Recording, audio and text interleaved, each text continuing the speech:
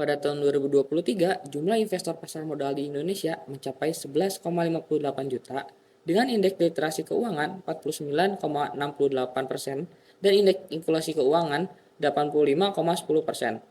Pada angka itu, ada gap antara tingkat literasi dan tingkat inklusi sebesar 35,42% yang dapat memiliki dampak serius pada perkembangan ekonomi dan kesejahteraan masyarakat, khususnya pada bidang keuangan. Pada tahun 2022, Indonesia mengalami kerugian sebesar 112 triliun akibat investasi ilegal atau bodong karena banyak masyarakat yang kurang paham mengenai investasi.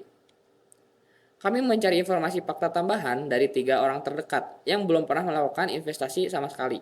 Dan hasilnya mereka berkata, belum nemu tempat belajar yang cocok, masalah modal, dan takut investasinya hilang. Dari data-data yang didapat, kita mendapatkan 3 masalah utama, yaitu keterbatasan akses edukasi terkait investasi, keterbatasan modal untuk belajar investasi, dan sulit mendapatkan tempat berdiskusi yang terpercaya dan tidak menyesatkan. Maka dari itu, kita membuat Lili. Lili adalah solusi komprehensif yang dirancang memberikan edukasi kepada masyarakat Indonesia mengenai investasi. Lili mempunyai 5 fitur dengan 3 fitur utama, yaitu edukasi, simulasi investasi, dan komunitas. Mari kita lihat demo video pada masing-masing fitur. Yang pertama, fitur edukasi. Fitur ini sudah dimudahkan untuk pengguna baru untuk belajar karena sudah disusun dengan rapi sesuai kategori video. Ini contohnya ketika membuka kategori fundamental. Nah, lalu pada bagian beginner juga, ini sudah tersusun dengan rapi video-videonya dari 1 sampai 3. Lalu pada fitur simulasi investasi, sudah terdapat tooltip untuk pengguna baru agar dengan mudah memahami komponen yang ada pada simulasi investasi. Di sini kita kasih uang simulasi sebesar 1 juta. Nah, sekarang kita coba untuk membeli saham Goto, dan di sini dikasih tooltip juga karena untuk pengguna baru pasti asing tampilannya.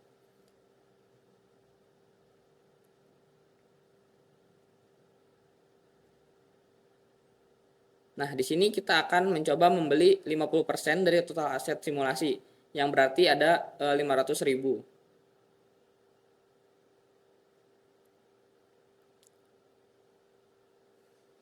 Nah, setelah membeli, tampilan saham yang sudah dibeli akan terlihat di halaman awal simulasi investasi. Karena sudah terlihat untung, lalu kita akan mencoba menjual saham semuanya.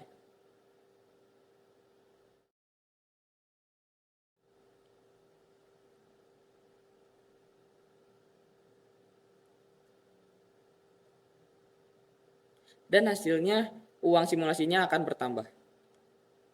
Pada fitur komunitas, pengguna dapat berdiskusi, bertanya, maupun memberikan informasi dengan sesama pengguna pada aplikasi.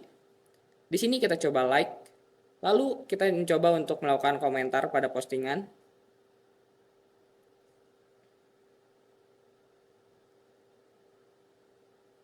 Dan kita juga bisa membuat diskusi baru.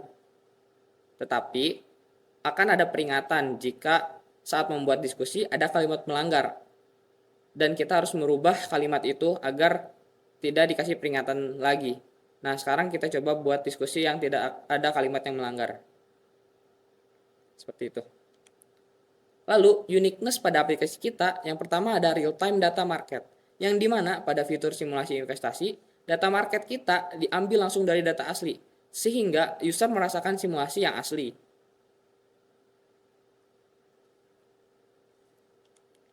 Dan yang kedua, ada text classification, yang nantinya pada fitur diskusi, ketika pengguna membuat diskusi baru yang berisi ajakan membeli atau hal terlarang, akan diberi peringatan untuk tidak membuat diskusi tersebut secara otomatis.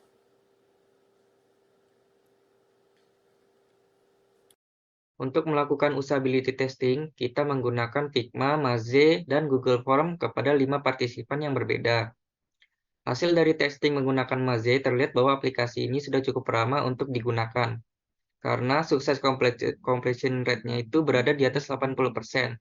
Misclick rate-nya pun kecil dan average time yang kecil, kecuali pada simulasi investasi, karena tooltip pengenalan yang menyebabkan average test-nya menjadi agak lama. Di sini kita akan mencoba menghitung SEQ untuk mengukur tingkat kemudahan pengerjaan sebuah aktivitas atau tasnya. Setiap tes yang dikerjakan pengguna, kita melakukan pertanyaan dengan pilihan skor 1-7. Dari hasil average-nya ini, kita akan coba hitung sesuai dengan rumus SEQ. Dengan rumus yaitu jumlah nilai rata-rata setiap tes dibagi dengan jumlah tes yang diberikan. Dan kami mendapatkan hasil 6,6 yang menunjukkan bahwa aplikasi Lily ini sangat mudah digunakan bagi penggunanya. Kami pun menghitung sistem usability score untuk mengukur tingkat ketergunaan suatu sistem atau produk. Kita mengirimkan Google Form setelah melakukan testing untuk mendapatkan skornya. Dari skor yang didapat, kita menghitung hasil sesuai metode scoring sistem usability score, dan kita mendapatkan nilai 86,5, yang dimana angka itu menyatakan aplikasi Lily sudah acceptable.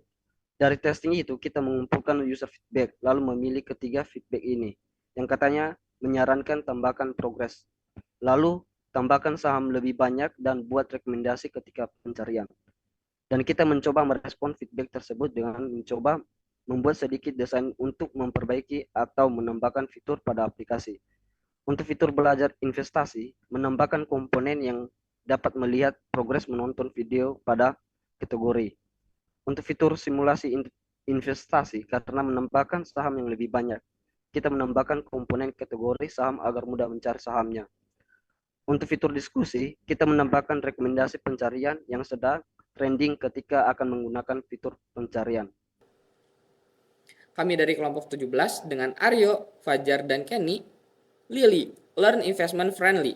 Thank you.